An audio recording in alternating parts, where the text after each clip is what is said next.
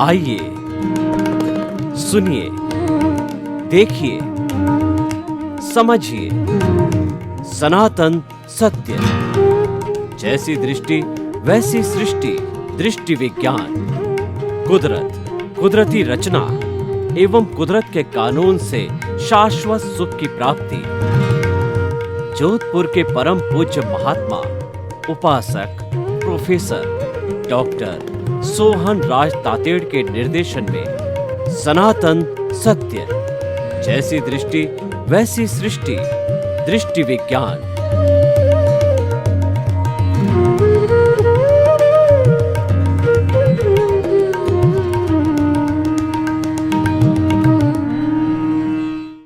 भाई और बहनों, मातृशक्ति को नमन। आज का बहुत सुंदर विषय, समस्या नहीं समाधान ढूंढने। बहुत अच्छा सूत्र हम आपको दे रहे हैं कि समस्या हर कदम पर आती है। ऐसा कोई कार्य नहीं जिसमें कोई समस्या नहीं आती। इस दुनिया में ऐसा कोई व्यक्ति न हुआ है, न है, न होगा कि उसके जीवन में समस्या आए ही नहीं।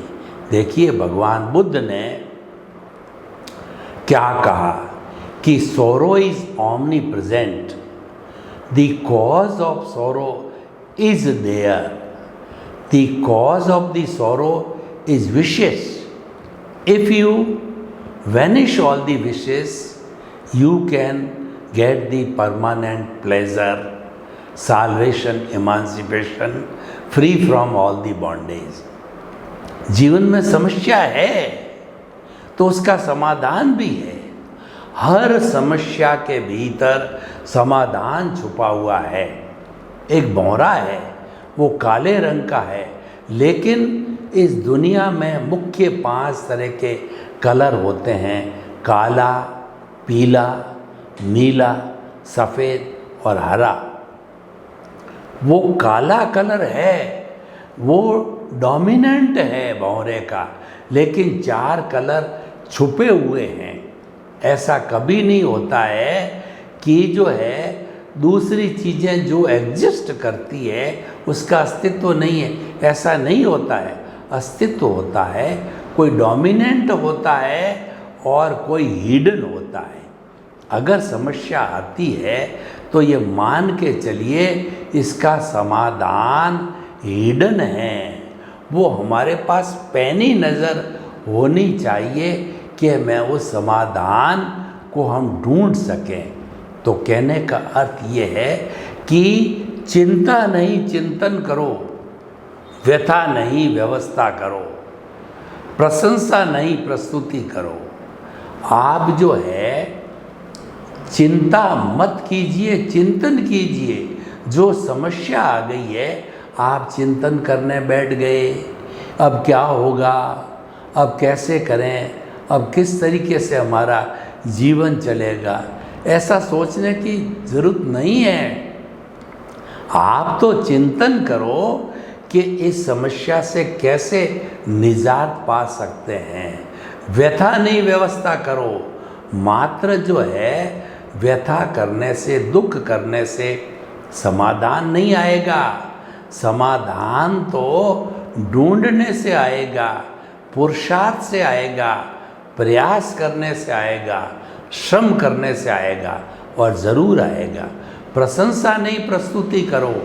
मान लिया आप अच्छे व्यक्ति है, आप गुणशील व्यक्ति है, लेकिन अपने मियाँ मिट्टू बनने लगे कि मैं अच्छा हूँ। खाली प्रशंसा करने से क्या होगा? आपके जो गुण हैं उसकी प्रस्तुति करो। लोग अपने आप कहेंगे आप गुणी व्यक्ति हो, आपको प्रशंसा करने की आवश्यकता ही नहीं रहेगी। तो हम इस माध्यम से कहना चाहते हैं कि आप समस्या का समाधान ढूंढना चालू करो। वह हिडन है, ढूंढोगे तो ज़रूर मिलेगा। हम कुछ उदाहरण दे रहे हैं। जैसे कि मान लीजिए कि हमारे व्यापार में घाटा हो गया तो और हमको नुकसान हो गया, ये समस्या पैदा हो गई। चलते चलते अच्छा बिजनेस चल रहा था और अब जो नुकसान हो गया, तो मात्र चिंता करने से क्या होगा? चिंता चिता से बुरी है। अकेला आप चिंता करने लग जाओगे तो वह आपको भीतर ही भीतर कुतर देगी। जो चिता होती है वह तो व्यक्ति को एक बार जलाती है, लेकिन चिंता है व्यक्ति को हर क्षण जलाती रहती है और वह व्यक्ति जल कर के भीतर ही भीतर राख हो जाता है। तो अब देखिए कि हमारे जो है वो घाटा लग गया। अब आप उसका समाधान ढूंढो कि किस तरीके से हम प्रॉफिट में आएं। उसके लिए आप थोड़ा चिंतन कीजिए कि किन किन गलतियों की वजह से हमारे घाटा लगा।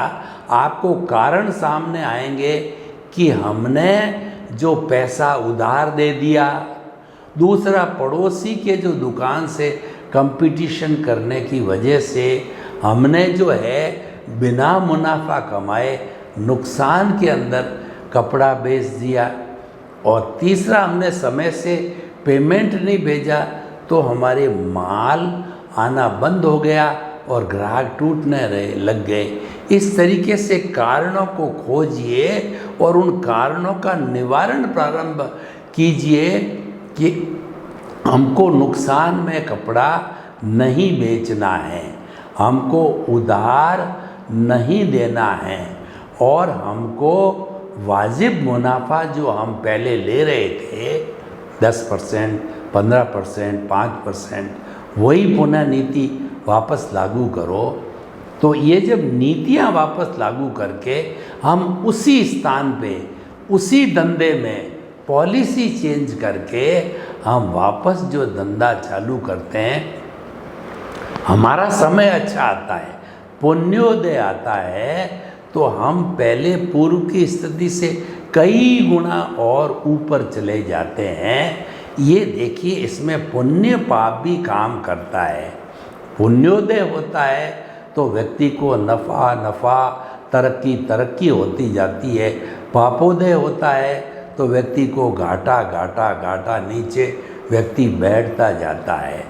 तो इस तरीके से जो है हमने समस्या समस्या चिल्लाने की बजाय, चिंता करने की बजाय, दुख करने की बजाय तुरंत समाधान ढूंढा और उससे तुरंत निजान पा ली। एक लड़का है जो कि समझता ये है कि मैं तो फर्स्ट पोजीशन में आऊँगा, अच्छे डिवीज़न को प्राप्त करूँगा, पढ़ाई भी करता है, लेकिन नियत्या का योग है, वह फेल भी हो जाता है, कुछ कारण बन जाते हैं, एक आध पेपर मिस कर देता है, बीमार पड़ जाता है, तो फिर वो उसका रिज़ल्ट आया तो फर्स्ट पोजीशन तो दूर रही, वो तो फेल हो गया।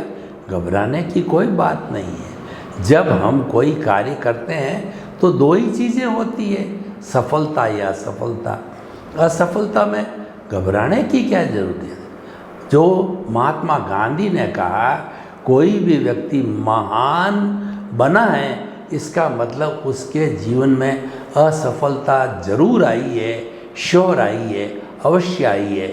बिना असफलता के कोई व्यक्ति महान या सफल नहीं बनाता है। असफलताएं व्यक्ति को सफल बनाती है। जो समस्याएं हैं व्यक्ति को जो है महान बनाती है, वही व्यक्ति को ट्रेंड करती है समाधान ढूंढने में।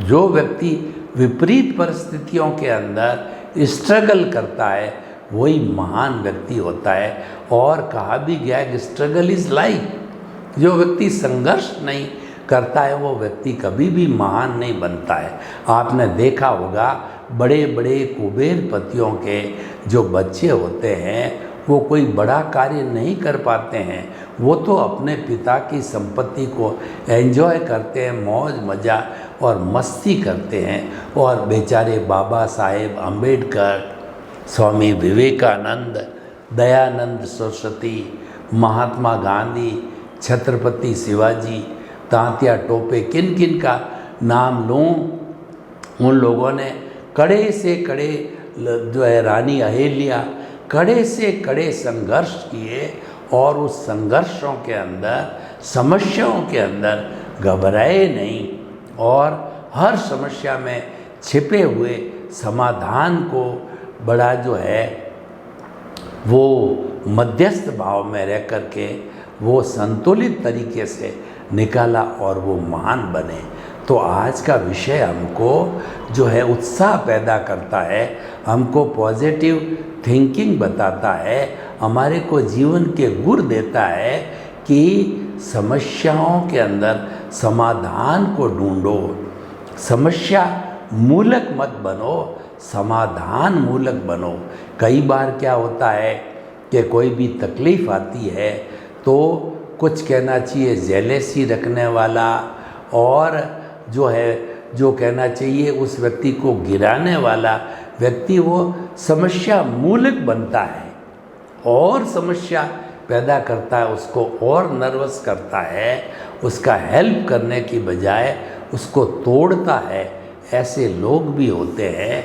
तो हम आपको कहना चाहते हैं कि ऐसे लोगों से दूर रहिए। कबीर जी ने कहा है कि निंदक न्यारे राखिए, आंगन कुटी चबाए, सार सार को गई रहे और थोथा दे उड़ाए। हमारा जो निंदक होता है उसको भी हमें पास में रखना चाहिए, वो हमें समाधान बताता है। वो निंदक व्यक्ति जो है हमारा जो गलत कार्य है उस पर हमें अंगुली निर्देश करता है, उस पर हमें पहले से आगाह कर देता है ताकि कि हम उस गलत दिशा के अंदर आगे नहीं बढ़ें।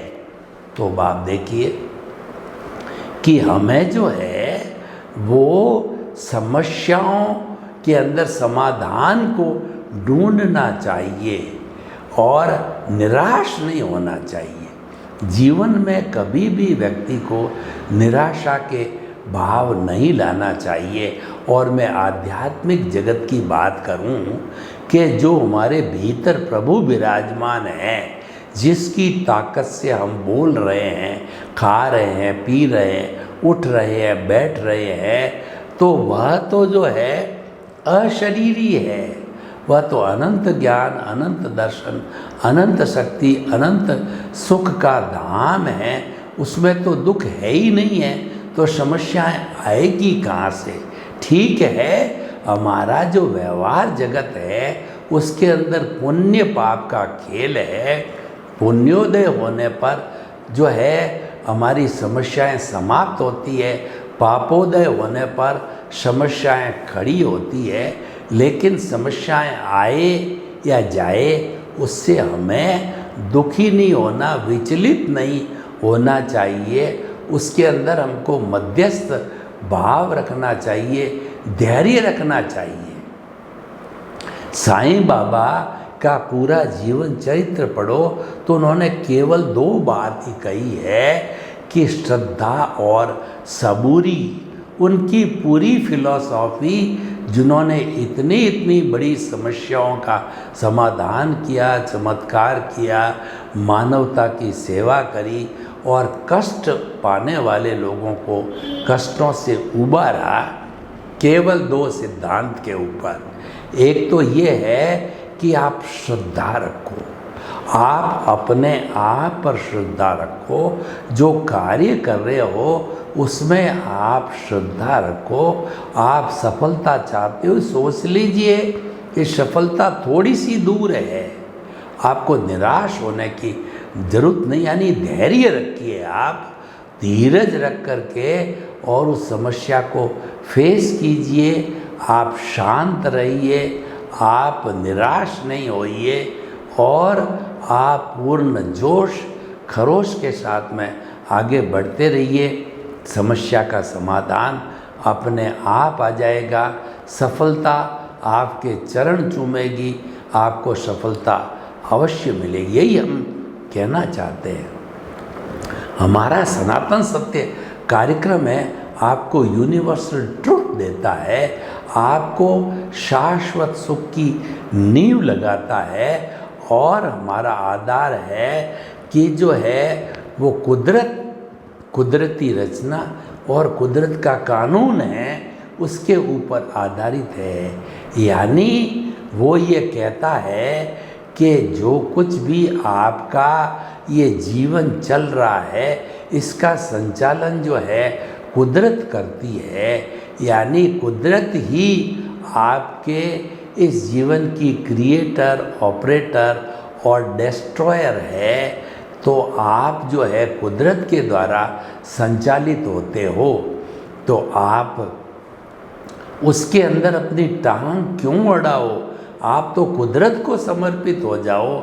यानी जो कुछ भी चल रहा है उसकी वो जो है कुदरती रचना समझो, उसके साथ जुड़ो मत, उसके साथ जुड़ो नहीं। इसका अर्थ ये हुआ कि आप उसकी क्रिया की प्रतिक्रिया नहीं करें। जो कुछ भी आपके साथ घटित हो रहा है ये मान के चलिए कि ये तो मेरे पिछले जन्म की जो क्रिया है उसकी प्रतिक्रिया है।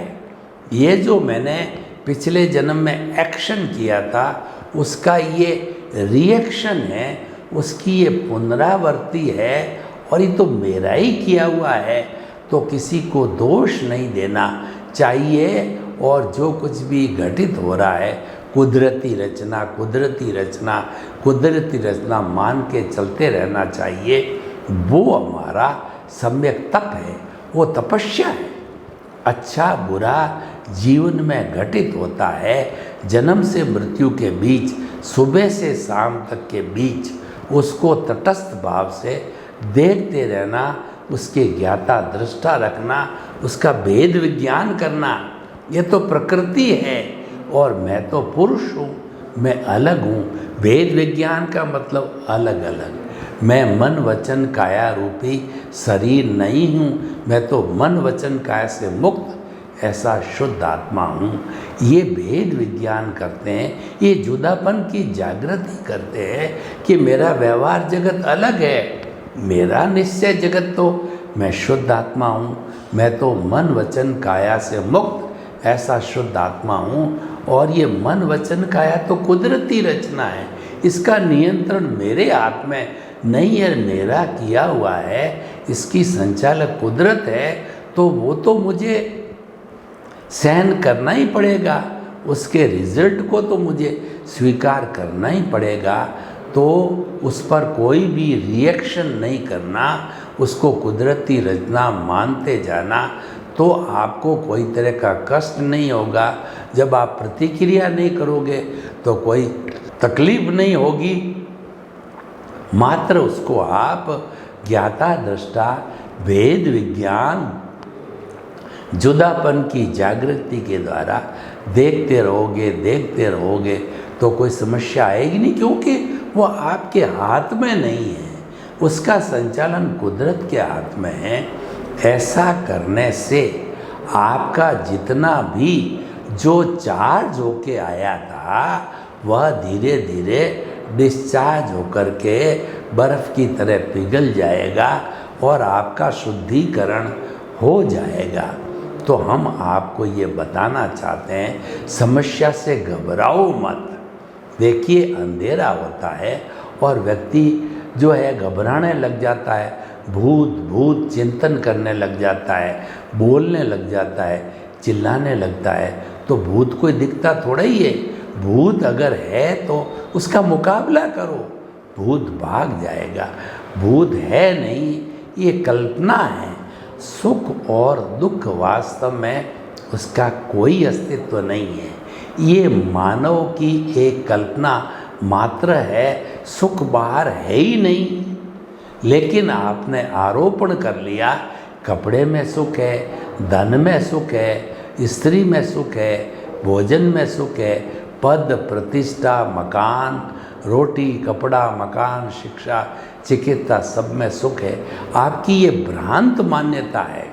आपको अपनी मान्यता को बदलना है, रॉन्ग बिलीफ को राइट बिलीफ में बदलना है कि सुख तो मेरे भीतर विराजमान शुद्ध आत्मा भगवान का लक्षण है, वो तो भीतर है। एक हिरण होता है तो उसकी नाभि में कस्तूरी होती है, तो वह उस कस्तूरी की महक को सूंघ करके इधर भागता है उधर भागता है और वो मृग तृष्णा करता है, वो भागता ही रहता है, तब कोई ज्ञानी पुरुष उसको बताता है ये सुगंध तो तेरी नाभि के अंदर कस्तूरी है, कस्तूरी की आ रही है, तब उसको मालूम होता है। तो वास्तव में हम सब मृग तृष्णा से वशीभूत होकर के, रॉन्ग बिलीफ के वशीभूत होकर के सुख को बाहर ढूंढ रहे हैं। सुख बाहर उसका अस्तित्व है ही नहीं, सुख तो हमारी आत्मा का लक्षण और गुण है। तो भाई और बहनों, व्यवहार जगत में आने वाली समस्याओं से घबराओ मत, उसका समाधान ढूंढो गहराई में। और अगर समाधान आपको मिल नहीं रहा है तो आप शांत होकर के बैठ जाइए। मैं आपको एक प्रयोग कराता हूँ, प्रयोग करके आप देख लीजिए। आंखें कोमलता से बंद और रीढ़ की हड्डी एंटीना की तरह सीधी रहे और हाथ की जो अंगुलियां हैं, हथेलियां हैं, वो ध्यान मुद्रा में आ जाए। आप जिसमें आराम से बैठ सकते हो, 5-10 मिनट के लिए सुखासन, पद्मासन, उस आसन में बैठ जाइए। अब मैं आपको थोड़ा सा कायोत्सर कराता हूँ। पहले पूरे शरीर के अंदर चित्त को घुमाइए, ऑटो सजेशन दीजिए। पूरा शरीर एक एक कोशिका शिथिल हो जाए। ऑटो सजेशन, शरीर की 60 खरब कोशिकाएं शिथिल हो जाए। अनुभव कीजिए पूरा शरीर शिथिल हो रहा है। अनुभव कीजिए पूरा शरीर शिथिल हो गया है। मेरा पूरा शरीर रुई की भांति हल्का हो रहा है। अनुभव कीजिए मैं परे स्थान से 1 फुट ऊपर उठ रहा हूँ, इतना हल्का हो गया हूँ। शरीर शिथिल, दोनों नथुनों के बीच के अंदर आप चित्त को केंद्रित कर दीजिए। श्वास को लंबा लीजिए, लंबा डालिए। जब श्वास लिया जाए पेट सिकुड़े, जब सांस निकले तो पेट जो है सिकुड़ना चाहिए, लेते समय फूलना चाहिए। लंबा श्वास, गहरा श्वास, शिथिल श्वास, शरीर शिथिल, श्वास शीतल। अब आपका जो आज्ञा चक्र है, दोनों भ्रुकुटियों के बीच में जो दर्शन केंद्र है, उस केंद्र पर श्वास के साथ में गुलाबी रंग के परमाणुओं को खींचिए और दोनों भ्रुकुटियों के बीच में आज्ञा चक्र दर्शन केंद्र पर एक गोला बन गया है, चमकता हुआ गुलाबी रंग। ये प्रभु परमात्मा ईश्वर के भीतर जाने का रास्ता है। आप भीतर जाइए, भीतर जाइए। कितने गेट लगे हुए हैं, जैसे कोई बड़ा व्यक्ति आता है, गेट के भीतर गेट, गेट के भीतर गेट। और आगे देखिए प्रतीक के रूप में 3 बड़ी बड़ी पट्टियाँ जो शिव भक्त होते हैं, 3 जो है वो अपने ललाट पर रेखाएं खींचते हैं तो 3 पट्टियाँ नज़र आ रही है। पहली गुलाबी रंग की चमकती हुई पट्टी, चमकता हुआ गुलाबी रंग, तेजोलेश्या, हमें शांति देने वाली है। दूसरी चमकती हुई हल्दी कलर की पीली पट्टी जो है वो हमें आनंद देने वाली। तीसरी वाइट ट्यूबलाइट की तरह चमकती हुई वाइट पट्टी हमको पवित्रता देने वाली। तेजो पद्म शुक्ल लेशाएँ प्रतीक रूप में प्रभु है, क्योंकि प्रभु तो अशरीरी दिखाई नहीं देते हैं, लेकिन उनकी ताकत से मैं बोल रहा हूँ, ध्यान कर रहा हूँ, उनके दर्शन कर रहा हूँ, उनके भीतर जा रहा हूँ मैं और मेरा प्रभु को नमस्कार कीजिए, प्रणाम कीजिए और प्रभु के चरणों में निवेदन कीजिए कि प्रभु मेरे समस्या आ गई है व्यवहार जगत के अंदर, चलते चलते मेरे धंधे में बड़ा घाटा लग गया है। प्रभु आप मुझे समाधान दीजिए कि मैं इस घाटे की पूर्ति कैसे कर सकता हूँ ताकि मैं साहूकार बना रहूँ।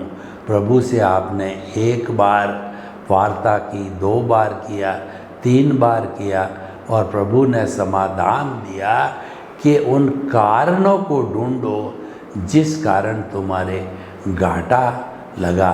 एक एक कारण को आपने ढूंढा, उधार दिया और ज़्यादा लोभ करके ज़्यादा मुनाफा कमाने की कोशिश की, या जो है पड़ोसी का जो मेरा सेम धंधा करने वाला है उससे व्यर्थ जो है कंपटीशन करके घाटे में कपड़ा बेचा है।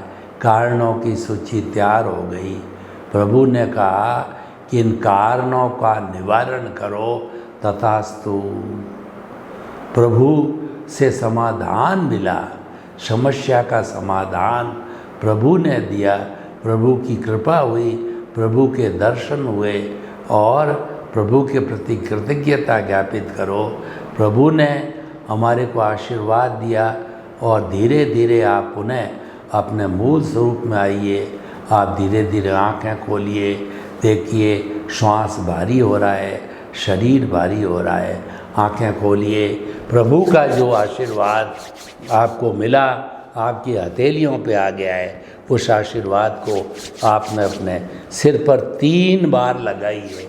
जीवन में कोई भी समस्या आए, आप ध्यान करके एक निश्चल बच्चे की तरह, जैसे बच्चा माँ की गोद में जा कर के और माँ से जो है प्रार्थना करता है कि माँ मुझे भूख लगी है, मेरे दर्द है, मेरे ये समस्या है, तो माँ उसका तुरंत समाधान देती है। तो भीतर हमारी माँ विराजमान है, हमारा अस्तित्व तो भीतर है, वही भगवान है, वही मैं हूँ और वही आप है।